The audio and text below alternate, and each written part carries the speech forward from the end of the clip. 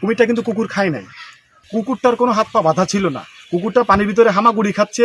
ওখানে প্রায় 1 থেকে 150 মানুষ যারা ভিডিও করতেছিলেন, আপনাদের ভিতর থেকে আপনারা কেন যান নাই? আমি যদি থাকতাম ইনশাল্লাহ কুকুরটাকে অবশ্যই সেভ করতে পারতাম। অন্যান্য যে হিংস্র কুমিরের মতো ওর ভিতরে সেই স্বভাবটা নাই।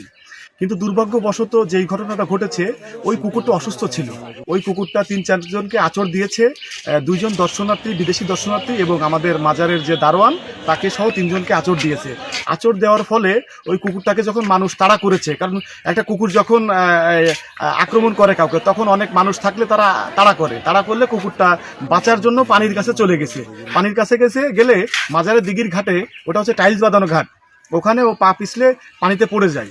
এখন হিংস্র কুমিরের কাছে মাজারের দারোয়ান কেন গেল না, এই প্রসঙ্গটা আপনারা তুলতেছেন। আবার অনেকে বলতেছেন যে কুমিরটার হাত পা বেঁধে। আপনারা ভিডিওটা ভালো করে দেখবেন, আপনাদের কাছে অনুরোধ থাকলো ভিডিওটা ভালো করে দেখার জন্য।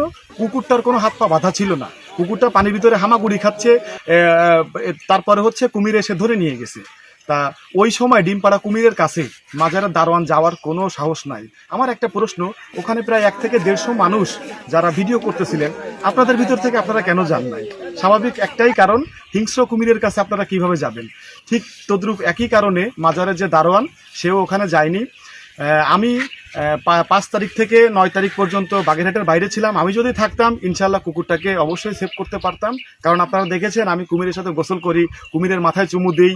ও যতই হিংস্র মাদি কুমির, ডিমপাড়া কুমির হোক, আমি ওর মুখ থেকে কুকুরটাকে সেভ করতে পারতাম, যথেষ্ট সময় ছিল। কিন্তু এই যে মাজারের দারোয়ান, তার তো এত সাহস নাই বা কুমিরের সাথে সেই ভালোবাসা বা সখ্যতা নাই, সেই জায়গা থেকে সে কুকুরটাকে সেভ করতে পারে নাই। এটা অবশ্যই একটা হৃদয় বিদারক ঘটনা। প্রতিটা প্রাণীরই জীবনের মূল্য রয়েছে, কারণ কুকুর হলেও সে একটা প্রাণী। সেই প্রাণীর জীবনটা যাওয়াতে আমরা সত্যিই দুঃখিত।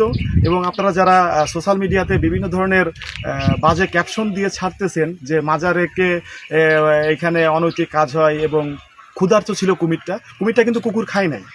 কুকুরটাকে কিন্তু পরবর্তীতে উদ্ধার করে মাটি চাপা দেওয়া হয়েছে। আজকে সকালে বন ও পরিবেশ অধিদপ্তরের মানুষেরা এসেছিল, তারা কুকুরটার বডিটা মাটির থেকে তুলে তারা দেখছে। এখন বিষয় হচ্ছে কুমির হিংস্রতার মানে ডিম পারলে মাদি কুমির যে একটু হিংস্র হয়, সেই জায়গা থেকে কুকুরটাকে ধরে ফেলছে। এটাকে আপনারা ক্ষমাসুন্দর দৃষ্টিতে দেখবেন। এবং যারা এই মিথ্যা প্রচারণা করতেছে তাদের কাছে আমার অনুরোধ, আপনারা সঠিক তথ্যটা প্রচার করুন, সঠিক তথ্য মানুষকে জানান। আমাদের বাংলাদেশের মানুষ আমরা আবেগপ্রবণ, আমাদের আবেগ নিয়ে আপনারা খেলা করবেন না। আপনারা সঠিক সত্য তথ্য তুলে ধরার চেষ্টা করবেন। ধন্যবাদ।